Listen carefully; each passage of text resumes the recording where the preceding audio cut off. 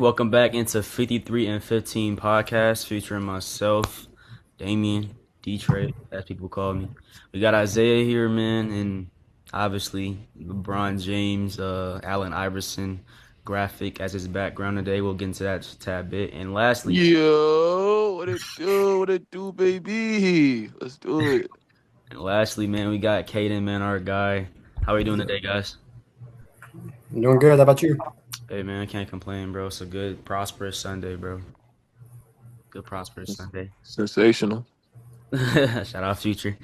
But on to the topics of today's episode. Obviously, man, Isaiah's already kind of got us ahead of the curve, but we're going to get into LeBron James' new signing. He's finally picked his destination where he's going to be playing next season. After 3 weeks, he's going to be signing with the Philadelphia 76ers.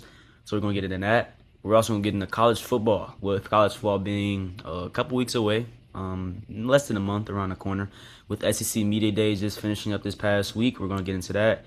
And we're also going to get into a little bit of NFL as far as top receivers and top quarterbacks after their disrespectful quarterback ranking that came out the other day and had Lamar Jackson at a very interesting ranking I didn't agree with, and I'm pretty sure my other guys would say the same. So that's all we got today for 53 and 15 podcast. So guys, obviously, man, let's get started with the first segment.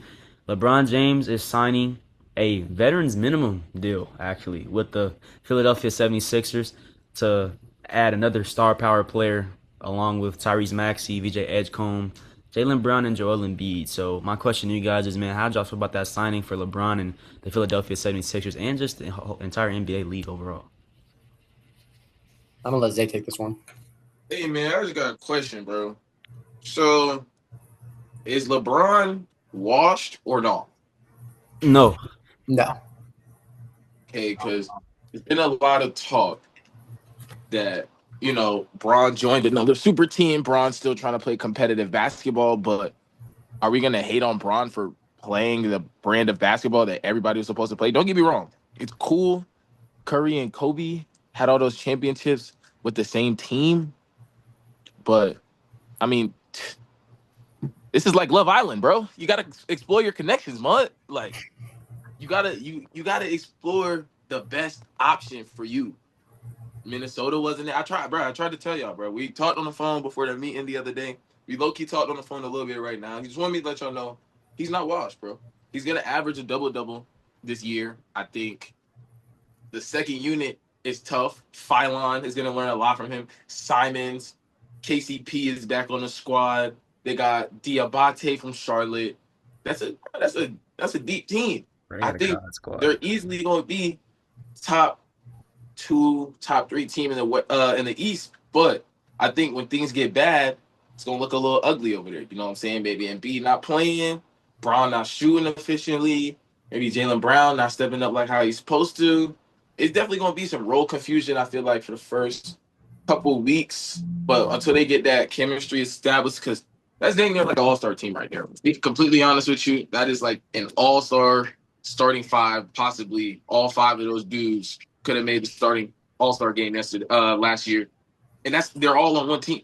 So I just think Ron he's gonna be a team player. He wants to win. I think he's playing the brand of basketball that everybody should be playing. Everybody comparing him to KD. Lame. KD, bro, come on, let's be real. Braun and KD are nowhere near on the same level of signing. But I digress. That's all I got to say. I'm gonna pass it over to Kate and see what he got to say. So I think when you look at this Philly team with Braun, I think on paper they're probably the second best team of all time, besides Golden State with Steph. I mean, they got 5 All-Stars. You can make the debate that like peak for peak, that three or maybe 4 of LeBron's best teammates ever, probably 3, are on this team. Because like I think Prime Embiid's better than Anthony Davis he had, or Embiid's now is better than the Anthony Davis he had. That's what I think. I think Tyrese Maxey is better than the Kyrie he had. Um, that might be a hot take, but I'm standing with it because like he averaged 28 last year. But like just because they got all these players, it doesn't necessarily mean that they're going to be a good team when they get to play in games.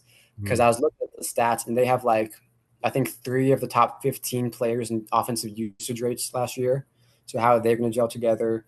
Plus, I think it kind of helps them with the injuries they've had because now if Embiid's out, they can afford to lose Embiid because they have 3 other guys that can get 20 plus a game. Plus Edgecombe is going to be getting like a smooth 15.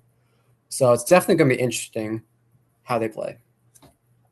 I agree. I do think this was a interesting decision on LeBron's behalf. I know for the longest he's been saying if there's any player in the league he can play with, it would be Steph Curry. So I thought if he wasn't going to go back to Cleveland, I thought he'd either go to Golden State or potentially Miami. I didn't really see Miami working out after the Giannis and Bam thing because obviously they both can't shoot, and Bron he's not really a shooter. Bron needs shooters in order to be who he is as far as offensive facilitator wise. So with that being said, Philly was one of my last destinations I thought he would go to. One, it's Philly. I didn't think Bron would need to go to Philly because Philly already has so many young stars and superstars already. Two, Philly has mad depth. I know LeBron hasn't been proven in the league yet, but you can just tell the way LeBron plays and his IQ of the game, he's going to be a very good player as far as NBA. I didn't feel like it was a weak move. I feel like it was a not as challenging move. Going to an already stacked team, going to a team that, like I said, has young stars and superstars already. I mean, you got a Finals MVP, you got an MVP, you got a multi-time All-Star, and you got a guy in VJ Edgecombe who's definitely on his way there, who will probably be, especially playing in the East. The East is very weak, which is probably another reason why Brown went there. It's not too hard, for Edgecombe wise to make an All-Star team. So with all that being said, I feel like their team is the most stacked team, so obviously they don't have any reason not to win the championship this year. I know, and I can understand why people might compare KD's going to Golden State, or LeBron going to Philly to KD going to Golden State. You're already going to a very stacked team, and it's gonna be bound for y'all to win. If y'all don't win, the season obviously gonna be a failure. My thing is though, I wonder how they're gonna be able to gel all those players together. There's one basketball. A lot of those guys are ball dominant. Jaylen Brown's a ball dominant player. Tyrese Maxey's ball dominant. Embiid's overly ball dominant. So I just want to see how this gonna work. So I'm very intrigued in seeing how the season, is gonna come ahead and how they're gonna work. Yeah, I'm looking at the stats right now, and last season they ranked 29th in assists per game, and now they're adding all these guys who, LeBron passes obviously, and I don't expect him to get 20 points a game or 25 or something like that because I don't even think he got that last year. But with a team that was already poor at passing, and Tyrese Maxey is not a great, he's a decent playmaker, but he's not that top level. Yeah. So I think LeBron's going to be their playmaker, and I think it's going to be between Edgecombe, who is a bad playmaker. He's a bad playmaker. And then they got Embiid, Brown, and Maxey fighting for it. So I think it's up to them three to see how it goes. I think they're gonna have to delegate the ball a lot. People are gonna take back seats on certain nights. If Maxey got it going, obviously. I think Bron, realistically, I feel like he probably gonna average between maybe I think 15. Yeah, 13 to 17 points a game, maybe. With 9 to 11 assists just because of who we got on the floor with him. Even if Embiid isn't playing, you still got mad scores on the squad. And you got people off the bench, and Anthony Simons and LeBaron. And you got a shooter in KCP. You still got people off the bench, man. And Diabate, he is a lob threat. So I feel like he's like a young Capella, if I know what I mean. Mm-hmm. So, yeah, I think it's good for Philly. I think Philly is obviously the biggest winner of this offseason. We thought it was Miami at first when Giannis trade happened, but it's definitely Philly. But my next question for y'all is, man, out of all the teams, or after LeBron's decision has, obviously occurred, as far as in the East wise, who do y'all feel like has probably not benefited the most from LeBron's decision? The Cavs. Cleveland? Yeah, I was gonna say the same. Mm-hmm. They had the chance to sign Kuminga because, and I remember we were talking about this a while ago. Who is a good Bron replacement? We were talking about DeRozan, talking about Kuminga, talking about some good 3-and-D guys, and the Cavs went out and signed Mario Hezonja. And I forgot the Cavs don't even have Dean Wade anymore. He's on the Sixers. Yeah, that's He's what on the that's another thing Sixers. too. They got Dean Wade too. Great stretch for. I mean, this is the same team that said they analytically were winning games in the playoffs last year. So it's like I wouldn't be surprised by what they're doing, trying to replace Hazonia with Braun. But I think you gotta. I also think the Cavs will still be good because they've been playing as a unit for a little minute now.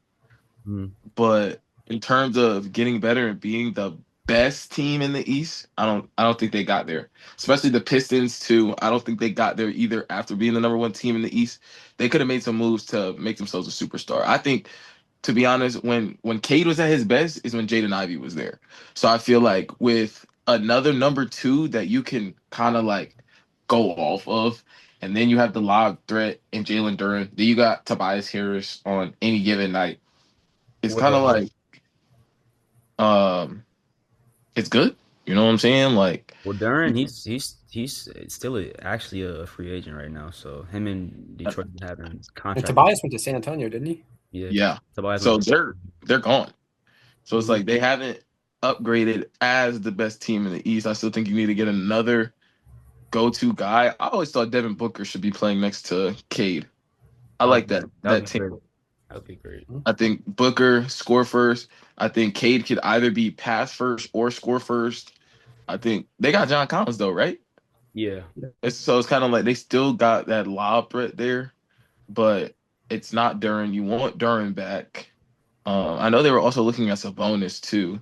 So it's just a lot of ways that this could go. Mhm. I agree.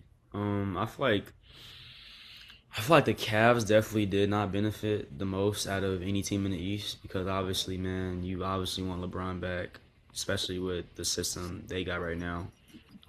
James Harden is literally, took basically a pay cut, so Cleveland could have all the money they can to pay Bron. But obviously, Bron wasn't worried about the money this year.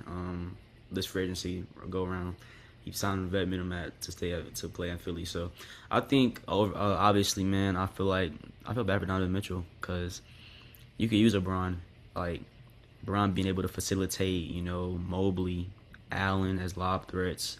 Mobley can shoot the three as well, and then you got a go-to scorer in D Mitch, and obviously with Harden coming back, Harden.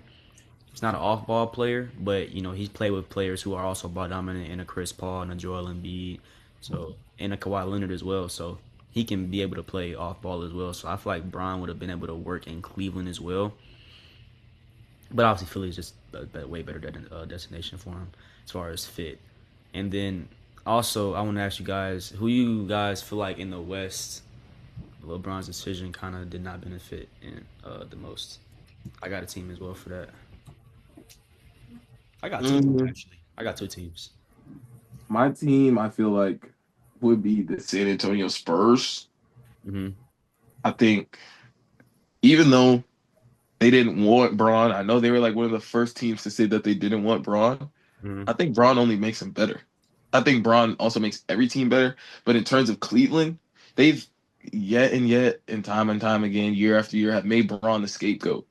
Whether it was actually his fault, whether it was Luka getting injured at the end of the regular season and him, a 40-year-old LeBron, taking him to the second round against OKC Thunder, but them still losing is still LeBron's fault.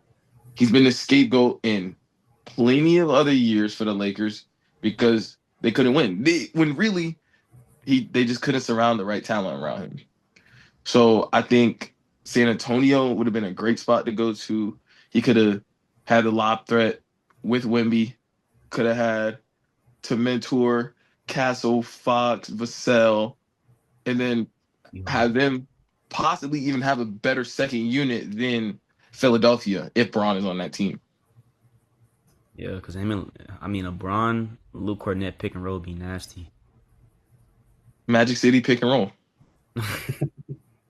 How about you, Kay? What teams you feel like, I think it's the Spurs or the Thunder because for the past couple seasons there have been the teams that have their rosters that are above everyone else's, and now there's finally a roster that kind of compares to them and can give them a run for their money.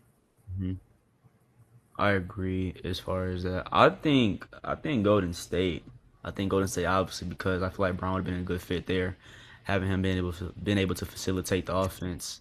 You know that would free up Curry way more, put less stress on him. And I feel like Braun and like the Golden State type of offense would just be like I think it would just flourish and like help not just Braun but also like Steph and Draymond.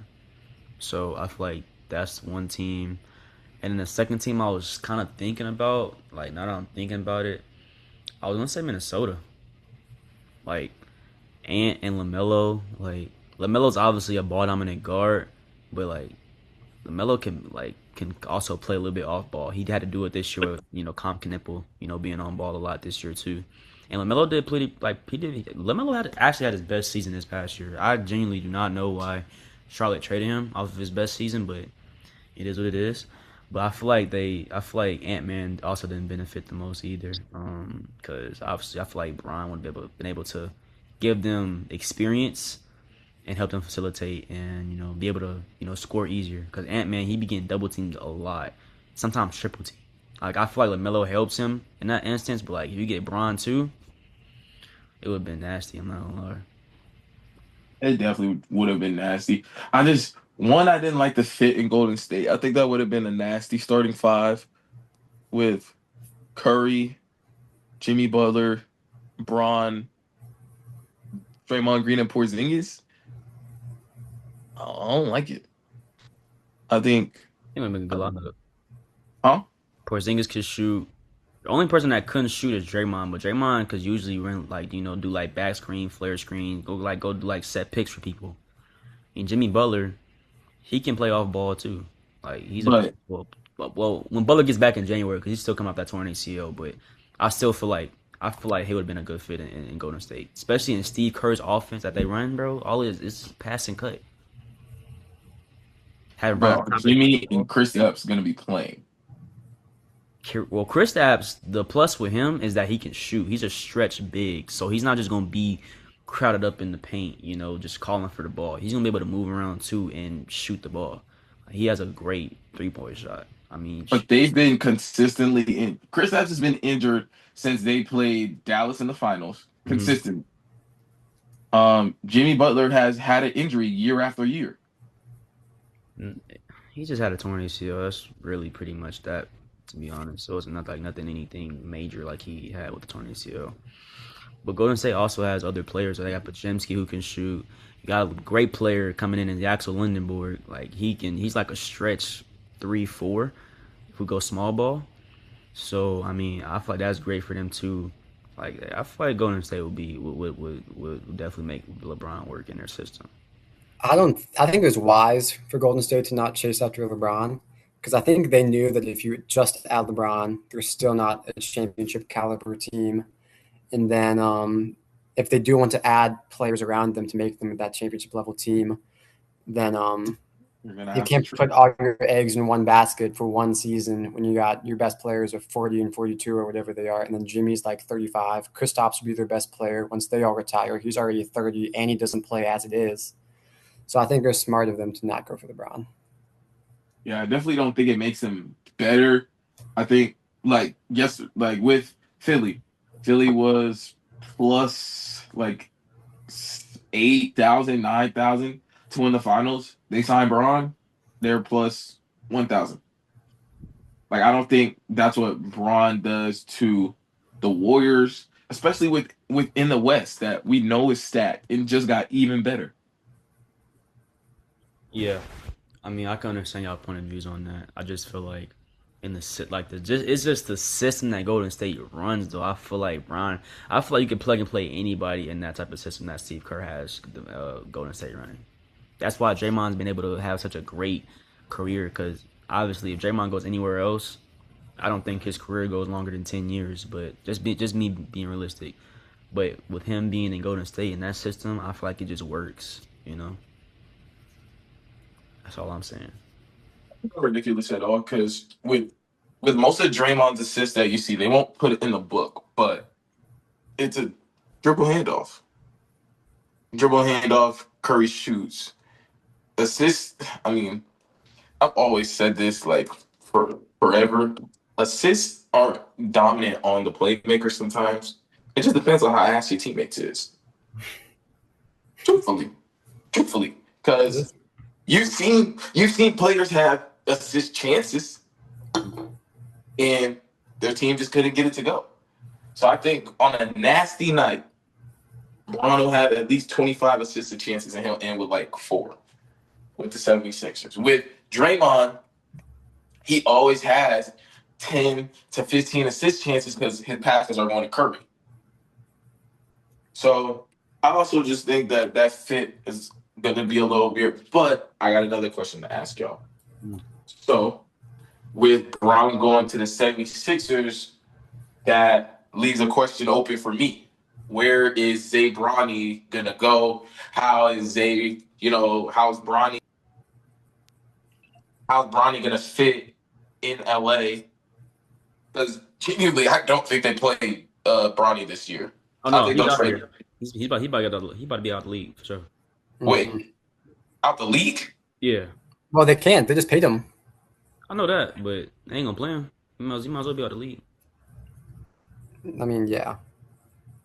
When Braun decided to leave LA, it's frost for Bronny. I ain't gonna lie. Bronny gonna have to have a crazy off season and training camp to prove them he gonna get some PT. Cause shit, yeah.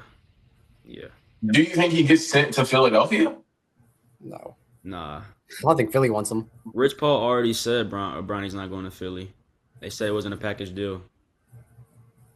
Is he Bronny's agent too? Yes. Okay.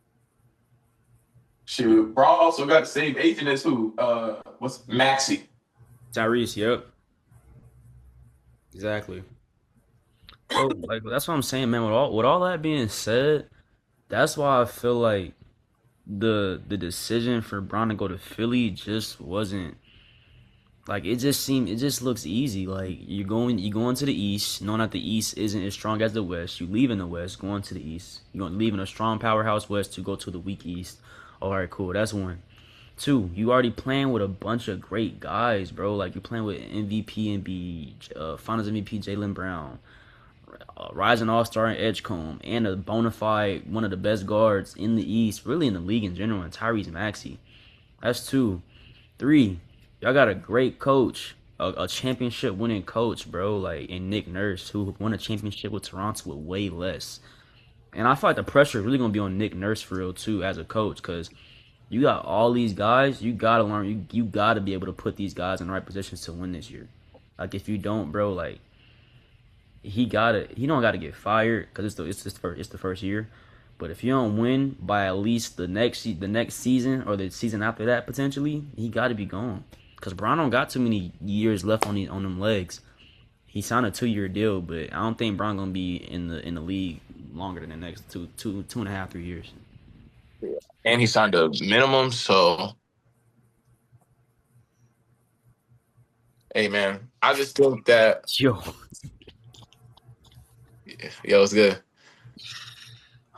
yo, Like, this is the first time I showed myself on camera since I got injured. You know what I'm saying? Fractured my hand trying to be LeBron James. We all know who's LeBron James and who's not. That's all I'm gonna say. yeah. But I think with Braun, he has a player option in the second year. Mm-hmm. So I think with Nick Nurse, in terms of what you're talking about, Detroit, I think they have to have a generational season. I think They gotta win, bro. They have to.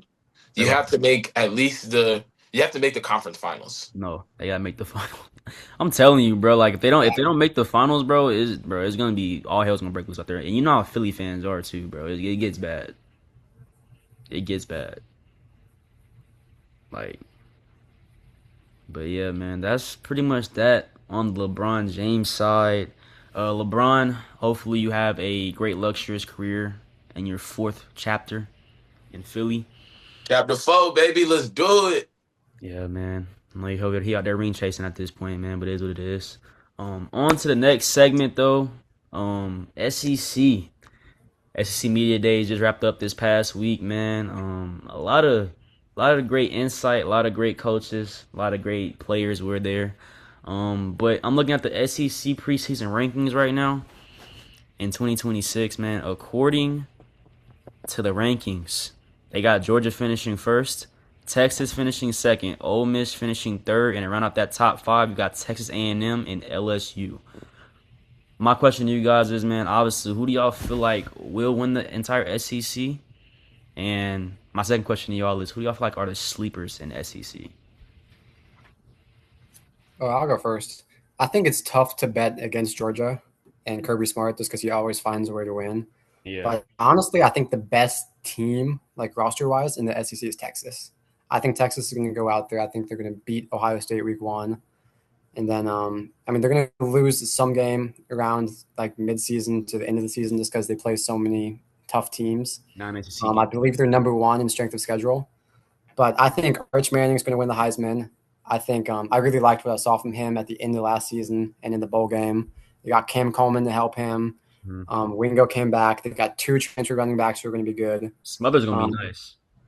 Yeah. But yeah, I think Texas, if they can get it together on defense, I think they got it. Yeah, looking at Texas's schedule, they play O State week 2. They play Tennessee week 4. After that, they play Oklahoma. Then they play Ole Miss as well, and they got to play at Baton Rouge later in the season and at Texas A&M. So they definitely do have the hardest schedule for sure. Speaking of teams, though, Zay, who do you feel like is the best team in the SEC, and obviously who do you feel like is a sleeper? Come on, man. You know who I'm rocking with all day, every day. I think Lane Kiffin is in the same position as the 76ers. Bro, I think this is like so crazy that I'm a LeBron fan and an LSU fan at the same time because Kiffin is in the same spot. But you don't have to make the championship year 1. We haven't made the playoffs at all since the 12-team playoff has been out. We haven't made the playoffs since we went in 2019. Haven't even got as close as the Cheez-It Bowl in the past, how many years? Like 2? They played in the Cheez-It Bowl twice, 2 years in a row. Wasted generational offenses with Jaden Daniels, Malik Neighbors, Brian Thomas. Wasted another great one with trying to have Brian Kelly and Joe Sloan call the game, and it's not there. We always know it's been there on the defensive side. It's going to be there again on the defensive side. Ty Benefield, Prince, TJ Doherty, those are just 3 additions that just make your defense a whole lot better. Those are all SEC defensive players. Now you add Sam Levitt, Jordan Seaton, Jace Brown, Eugene Wilson, Jackson Harris on the offensive end. You still get your offensive line back. I think that, and you have a deep quarterback room. Your quarterback room is probably the deepest in the SEC, probably for sure. With Levitt, if he's not ready to go by week 1, I know Longstreet's going to be ready to go. He's going to be ready to showcase and prove that he's ready to go. So with all that being said, my team for the SEC is LSU. I think they're going to get overshadowed by Ole Miss for sure. I think they'll win that game at Oxford personally. But it's definitely going to be a tough SEC. The SEC has never been weak, and we all know that. And it's still it transitions me to my next point. I never thought I'd be saying this, but Alabama might be the sleeper team this year. Nobody's talking about them like that. Exactly. And I love their quarterback battle that they have going on with Mack and Russell. I think those are 2 solid guys that could start in the Alabama offense, which has really been plug and play for the past couple years. With now they got Bernard, Ryan Williams. Who's their back? Because they lost Richard Young. They're back. I remember who their back is. He's like strong though. He's like real. He runs the ball very. He reminds me of Derrick Henry when he runs the ball. His name not just popping up right now though. And they still got Xavier Brown on the defensive end. Bray Hubbard. I just think that with Alabama, you're in the SEC at the end of the day. Lane Kiffin said it best the other day. I think some teams need to start looking at 9-3 SEC teams and 11-1 non-conference teams and start weighing them. Because, I mean, let's be real. Texas Tech is probably going to go 11-1 or 12-1 this season. But if or 12-0, I should say. But if Texas goes 10-2, do you think they would beat Texas Tech in a head-to-head matchup? Yeah. Because let's think about it. Your two losses at Texas could be, I mean, with the rankings fluctuating every week in the SEC, your two losses could be. Do they play Ole Miss this year? No, I don't think so. I do. They do? Okay, so let's say your two losses in the SEC are Ole Miss and LSU. And they're two top 10 teams at the end of the year because they only have one loss. I think you have to start weighing that like in between teams that have easy schedules all year. It's really something you got to look into because we saw it last year with, What I was it? mean, Was it was it Notre Dame? Or was it it even was in the past couple years, it's like Florida State. Even though they lost Jordan Travis, they were not the best team on paper. The committee made the right decision not putting them in the college football playoff. They got blown out by Georgia, like 100-0. But that was a decision on the committee's end. Like you're talking about Detroit, I think it was, what was it, Notre Dame and Miami. Miami, right? Miami. That whole thing with Notre Dame. I'm glad that we're on this. At Notre Dame, if they're a top 12 team, they're guaranteed in. Like they're guaranteed. There's no like weighing their strength of schedule because they got. Oh wait, yeah, because they got basically hold out of a playoff spot last year. Yeah. I don't like that. They don't really play anybody. I think if you're Notre Dame, to really prove yourself, you got to go join a conference and show everybody that you can compete with teams. You might have to go back and join the ACC. Like you gonna have to run a conference to show That's not gonna happen. that it's really not. But you being an independent school, UConn and UMass are the only three independent schools, and you really think that you deserve a top 10 when really the only good game that they're gonna play this year is, I'm pretty sure they play Miami again, right? I think so. I think they play them like early in the week though. I mean early in the year. This year. Like week 0 or week 1 or something like that. But I think week 0. they showed their true colors last year. They lost to Miami and lost to Texas A&M in the first 2 weeks. Don't get me wrong; those were two teams that made the college football playoff, and that were two really good teams. But bro, you lost twice. We got to start weighing that into teams that are losing to real competition. That one year they lost to Northern Illinois University. Yeah. Like it's just, in terms of like rankings, the SEC is always going to be the strongest.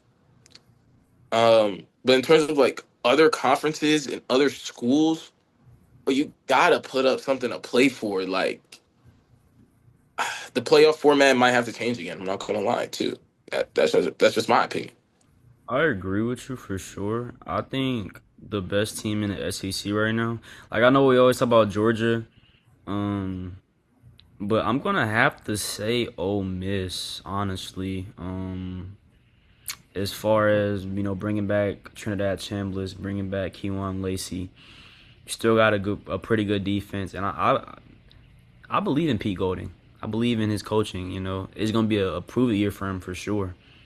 You know, but I feel like Pete Golding is gonna have a pretty good year. I don't think they're gonna beat like LSU. Not even because I'm just a fan of LSU. I just feel like Lane Kiffin knows everybody on the other side more than they probably know themselves. So he knows how to be able to defend Trinidad Chambliss. He knows how to be able to read coverages, read offensive line coverages, read defensive line coverages, as far as defense wise. And Lane Kiffin and Charlie Weis, they're offensive masterminds, bro. They're gonna be able to figure a way how to break down Ole Miss. Like, only thing that I feel like Ole Miss's advantage is, bro, is that they're playing at Ole Miss. Like, that's gonna be a hell of an advantage for Ole Miss. That environment is gonna be like, It's gonna be wicked. It's gonna be it's gonna wicked. be stoppages in game, throwing stuff at the coach. I think it's probably gonna be a couple fights. I mean, I'm ready. I like Ole Miss. So I'm I ready. just just like Caden said, I genuinely think that when you bring in Cam Coleman, who which it is really crazy to even think about it. Let's think about it in this retrospect. Sam Levitt, Jordan Seaton are making the same amount of money as LeBron James, and then Cam Coleman is making more money than LeBron James this year. In terms of NIL, this is where we're at. For one, in terms of Heisman, I like Arch, but I don't know. This is gonna definitely be his prove it year too. I like Trinidad. I like Trinidad for Heisman, but I also like Levitt. Like I mean, those are all We three. gotta Those are see three Levitt guys. play in our The system thing first. about Levitt is Levitt could be the best quarterback in the SEC, but then he could be the seventh best. Just depends on what week you get him. And I feel like with Kiffin and Weiss's offense, he's gonna only need to make the right play. You're gonna not have to, throw deep 100 times a game or 40 times a game. We might be running RPO all game. We have a great running back tandem with Barry and Durham that I think will also thrive in Lane Kiffin and Weiss's offense. But I mean, they didn't. You're 100% right because we've seen him at Arizona State be the difference maker and be the problem in the same game. Mhm. So it's like with the team that you're surrounded by, can you make the plays? I think Trinidad Chambliss is a playmaker. He will make the plays that's needed. I'm just thinking about that one play in the Georgia game in the playoffs, running out of the sack, getting wherever he could, flipping it to Keywan Lacey, getting another 10 yards for a first down to Bro, expand the drive.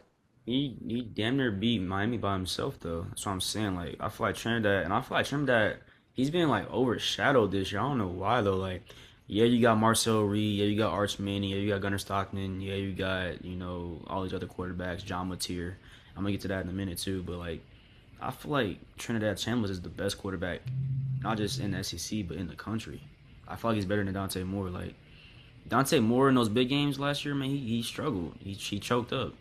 Only Definitely. big game he didn't really choke up in was Penn State, and we see where Penn State ended up at the end of the year. So I thought Trinidad Chambliss is the best quarterback and best quarterback to enter the draft this year as well because he don't got no more eligibility. I hope not, but yeah. But as far as sleeper wise, I was talking about earlier, I feel like Oklahoma and John Mateer gonna be a sleeper as far as SEC, man. I don't think you gonna want to travel in Oklahoma and try to play that team.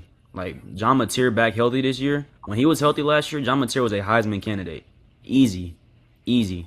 And he's back healthy now. And I mean, I feel like Oklahoma gonna be a problem, man. I trust in Brent Venables and his defense. Their defense always gonna be year in and year out gonna be good.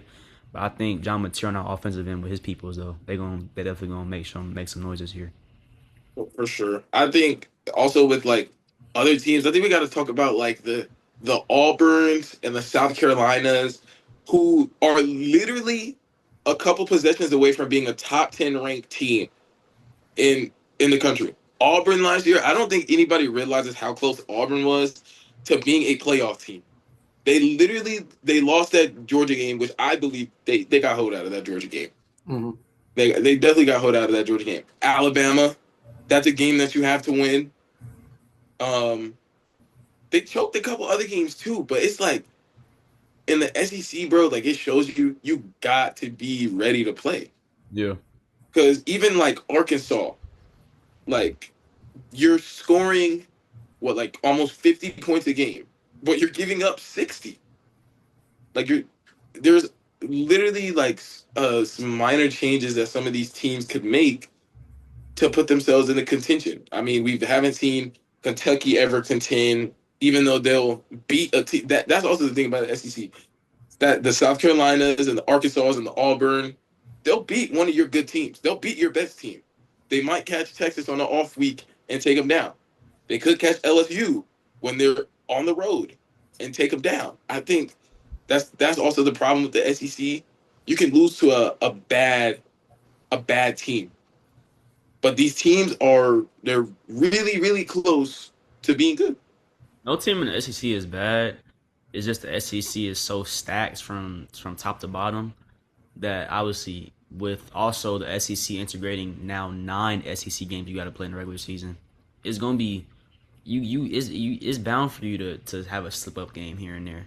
It's bound for you to be Alabama going into Vanderbilt like a couple years ago and losing that game. It's bound to happen. So I don't think no team in the SEC is bad. I just think that because I feel like also like if you go, that's what I'm talking about right here.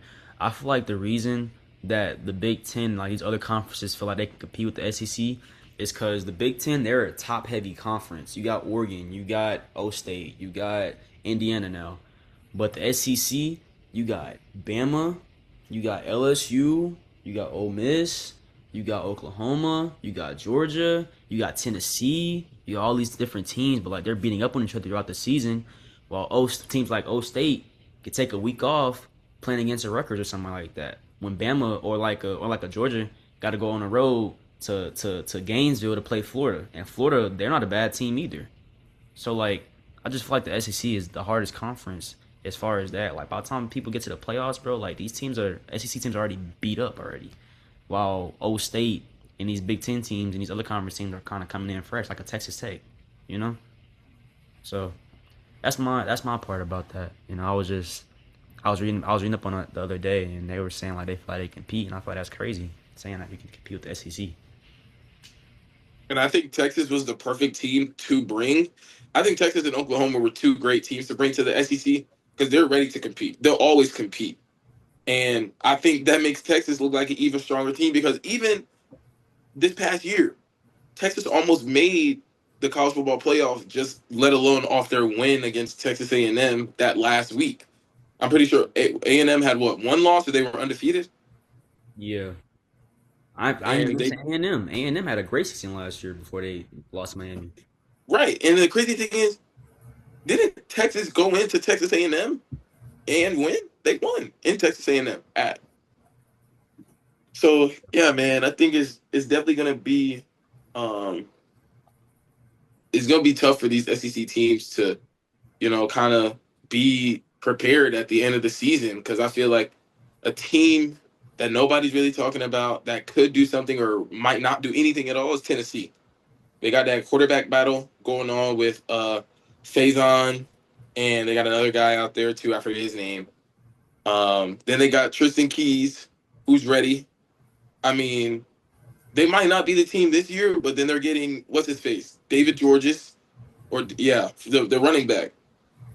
He's going to be the highest paid running back recruit ever. Mhm. And like I said, like the day and age of NIL that we're at, he's in high school, but when he goes to Tennessee, he'll already be granted the number 0. Like he already has that written in his contract. He'll be making $1 million this year in high school. So it's like that's a team that really might not make a lot of noise this year, but they definitely could show their flashes and beat a good team. They have a crazy home environment. I think. I mean, they beat Alabama in the past couple years.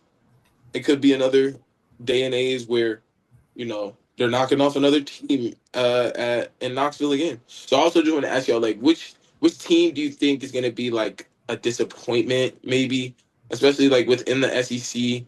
Um, like some teams will win. I mean, they will show you that they win games. I think South Carolina is a perfect example, actually, with the way they were up on LSU, up on Alabama, up on Texas A&M, lost all of those games. Mhm. And those are a couple games away from being a ranked team. Those are Yeah, three teams. of the best teams in college football. So yeah, I just want to see where y'all minds at with the SEC teams. I'll let Kaden take this one first. Okay, I think I mean it's so tough in the SEC just because every team, like I'm looking at the list of the quarterbacks and every team's got a killer quarterback. I think Ole Miss could be a disappointment. I think they're going to feel the weight of Kiffin being gone. I think Vanderbilt, they're kind of on a high from last year, and they got Jared Curtis, so maybe they're thinking they can come back. I don't think they're going to be that good. I think LSU could be a disappointment. I could see LSU losing like 4 games, but I could see them going having one game and be one of the top seeds in the playoffs. It's just so hard to judge. I think a team that I think is guaranteed to not make the playoffs so is Oklahoma.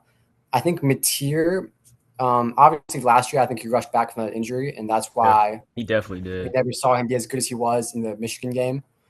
Um, I think them and A&M are the two teams that I don't think will make the playoffs no matter what. I don't think Marcel is going to be good enough. Their defense dropped off a lot. Marcel he had some flashes. He's athletic. He's fast. But I don't know if he can take a team to the playoffs that doesn't have the defense they had last year. Yeah, Kaden actually took my answer, so I was gonna say A&M, but to replace A&M, I was gonna say Bama. I don't. The SEC, man, is getting too good for Bama, man. Bama isn't what they used to be when they had Nick Saban, man. Obviously, the number one receiver, Horton, he went to A&M. You lost your quarterback in Ty Simpson. And I mean the defense, man. I mean you got Xavier Brown coming back and Bray Hubbard, but like outside of that, like who really was a really defensive impact, you know? Um, I don't know. I don't really believe in Kalen DeBoer either. I don't think. I think he was great at Washington because there was no pressure. Obviously, you're in the Northwest, so there's no pressure out there for real. But now you're in the SEC. You're in Tuscaloosa, Alabama. That's one of the powerhouses of college football entirely. And I just feel like he hasn't been able to fill the shoes of Nick Saban. And obviously, you're not really supposed to, as Nick Saban we're talking about. But I don't think he's come close. So I think Alabama's got another disappointing season because Ryan Williams would probably be a number one. And based off the season he had last year, if he's even remotely close to that, I don't think Bama is even going to win at least 8 games because you got a nine game SEC schedule, and the way Bama's schedule looking up, I don't think they're gonna be able to make it. So I think Bama probably gonna be the biggest disappointment for me. When you look at how good the SEC is, the question I look at Bama and have to ask is, can you win the SEC with the freshman quarterback? And I think at this point in time, the answer is no. I think the other teams just have such, even if you may have the positional advantages elsewhere, I think it's so hard to win with a freshman quarterback when like every team, like there's like 6 teams I'm looking at that could have a Heisman level quarterback. Yeah. Marcel could be, Sellers could be, Mateer could be, Levitt could be, Stockton could be, Brown could be. Like, I just don't think a freshman, unless he like is a Heisman level freshman, I don't think they can win. I agree. I 100% agree with that. But yeah, man, that was pretty much the college football segment, ladies and gentlemen. I got one last question. Oh, go ahead, go ahead. I got one last question. Because now that we're talking about the SEC, I just want to know how many losses until you're disqualified from making the playoffs. Because I know I was talking about what Lane Kiffin said, Probably about but 3 or 4. 3 or 4. Yeah, But depending on your losses, like who you lost to. I like that. I I think it's definitely going to be with a 9 game SEC schedule, they might be lenient with 2 or 3 because you could be 1-2 in week 3 and finish the season 10-2 or 11-2, Yeah. and just straight beating great SEC teams and proving yourself. But yeah, I think 4, and I think it's gonna be like a debate in the committee, like how it was last year, on letting in a good a mediocre team in the SEC in terms of record wise and like conference record wise. Um, but yeah, I think a 3-loss SEC team will make the playoffs this year. I agree as well. I Mhm. think so too. There's so many teams in SEC, man. It's gonna be crazy this year in SEC, man. But with that being said, ladies and gentlemen, on to our last segment, to NFL. We're gonna rank. We're gonna give it's gonna be a quick segment, but we're gonna give our top 5 wide receivers and top 5 quarterbacks, and let's see whose lists we could probably all come together and agree with the most. So, Kaden, we're gonna start with you first. As far as quarterbacks wise, who's your top 5 quarterbacks in the NFL right now? Top 5 in order? I don't know. I think 5 is the toughest one because I think there's a clear top 4. So Mm-hmm. I'm gonna go based off last season. I'm gonna go. Dang, I think I'm gonna go Drake May at 5. Okay. Okay. Like, I don't know about him. Like, he could have a down year. Like, I definitely don't expect him to be as good as he was last year. But based off last year, he's definitely 5. Then I'm gonna go Lamar 4, and then Allen, Burrow, Pat Mahomes 1. Okay. How about you, Zay? Um, I won't even put it in no order because I just think, like Hayden said, 5 is tough because there's quarterbacks, shit, just like college football, bro. Like, could have a great year, could have a down year, especially depending in the division they're in, the talent that they provide. Uh, I'm gonna go off impact. This is, I think, which 5 quarterbacks do I think are gonna need to be the best in terms to make their team good? I'm gonna go Lamar. I'm gonna go Drake May, um, Josh Allen, Joe Burrow. Hey man, I go MVP at number 1, man. Matthew Stafford. Mm, I yeah. think those five guys, they're gonna need to be an MVP for their team in terms of top five quarterbacks. I couldn't even tell you the best five quarterbacks in the league because You guys that's are, hard. you guys are gonna shock. You're gonna be maybe shocked, but Zay kind of gave y'all a hint already. I'm gonna go one to five. Best quarterbacks wise, I got obviously I got Mahomes at one. I got Matthew Stafford at two. I got Joe Burrow at three. I got Lamar at four, and I got Josh Allen at five. But I also feel like depending on the year this guy could have, I feel like Jaden Daniels could creep in there for me and take over Josh Allen. Because I don't feel like Josh Allen should have won MVP the year he did. I think it should have been Lamar that year. Should have been Burrow that year. Oh yeah, well, Joe Burrow had a lot of losses and stuff, so I mean you can understand that. But he did have a crazy statistical year. Mm-hmm. But on the receivers for y'all, man, what's y'all top five looking like? This is what I'm interested about though. This I think, I mean, I gotta say it. I'll go. Screw it. Chase at one, Jefferson at two, Neighbors at three, Amon-Ra St. Brown at four, and give me. I'm definitely forgetting somebody for sure. Oh, let me put JSN in that five. I can't even. That's the problem. If there's anything that I can't say five with, it's gonna be receivers over quarterbacks. Because are you crazy? Like JSN just had one of the craziest years you've ever seen. Jamar Chase, Justin Jefferson, they do what they do every year. Amon Ra has been creeping up. Malik Neighbors. I think that'll be my five. Chase, Jefferson, JSN, Neighbors, and Amon Ra. Mhm. Okay. Go ahead, Tatum. I think Chase is one. I Okay. think I think Jason is two. I Mm-hmm. think Puka is three, Mm. and then I think Jettas, and then I think Amira. Okay, I mean I can see why you say that, but I think we all agree with Chase being one. He's one for me. I got Jay Jettas at two. I got JSN at three. I got Puka at four, and at five. Uh, it's a toss up for me. I got between Amon-Ra and CD Lamb.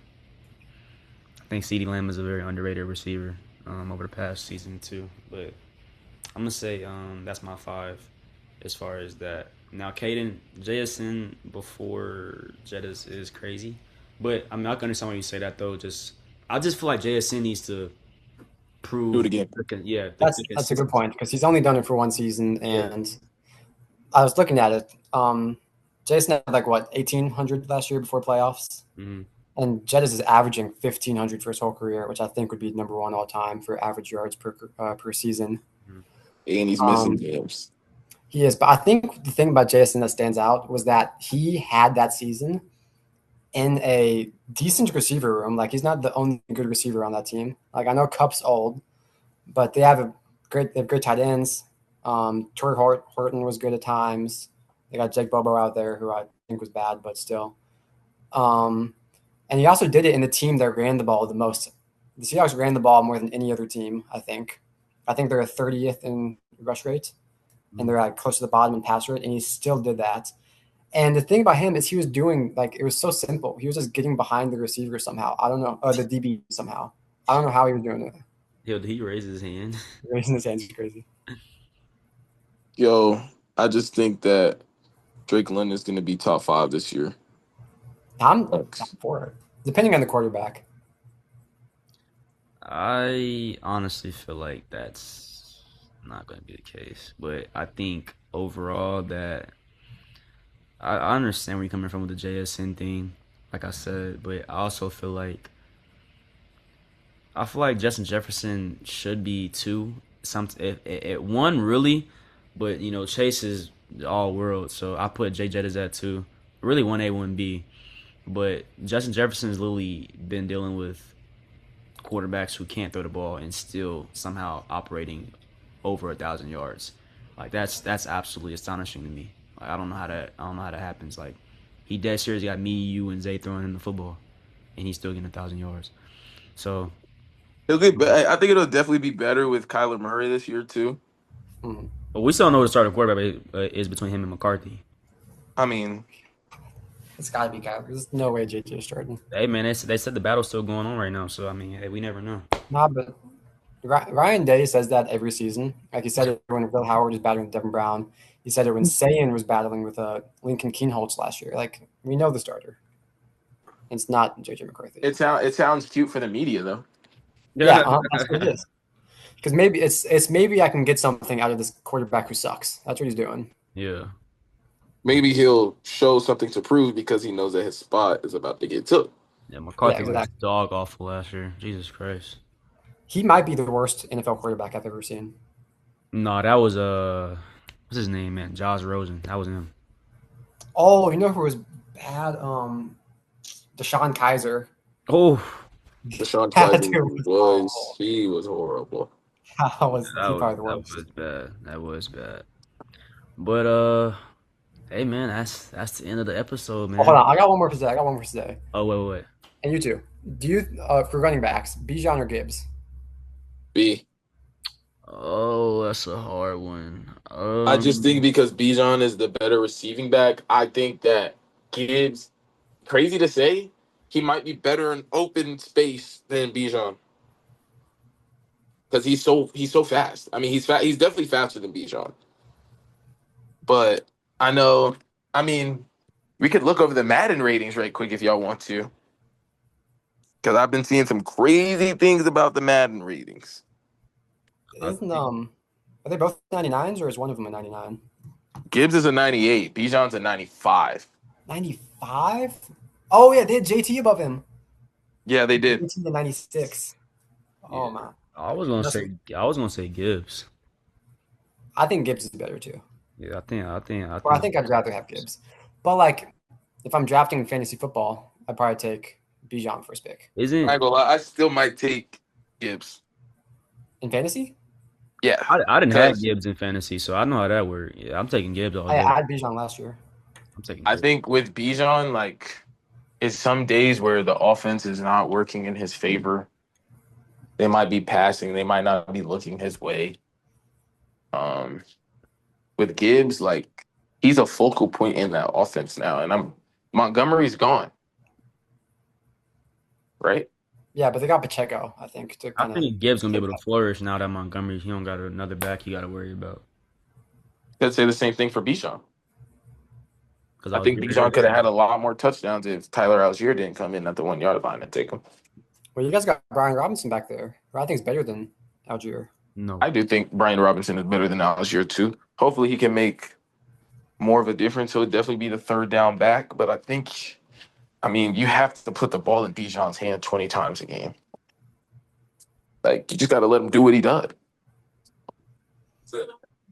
You got to call the play for him. I don't know. And you guys got the coach now who got the best out of Nick Chubb. Oh, yeah. We're going to be straight. yeah. I think you guys are a solid, 9 wins. I hope, man. If we go to the playoffs, man, all hell's going to break loose. They're not gonna be better than the Saints or the Panthers or the Bucks. So with that being said, that's the end of the episode. We gonna go right there. I saw Argentina's played more playoff games in Mercedes than the Falcons. I seen that too. It's okay. It'll change this year. Right. 4 seed, Hey, 10-7. Kaden, this is the same guy who said the Falcons were going to get 10 wins last year. They almost did. I honestly thought they would after the Buffalo game. Thinking and doing is totally two different things. Again, they didn't do that. But anyways, though, all right, 53 and 15. All right, 53 and 15 family, that is the end of our episode today. Hopefully you guys enjoyed. Make sure to like, comment, and subscribe. Tune into our YouTube and also be active on our Instagram page as well. We'd love to hear you guys' feedback. But that is the end of the episode, man. It's me, D-Trey. We got Isaiah here and Caden.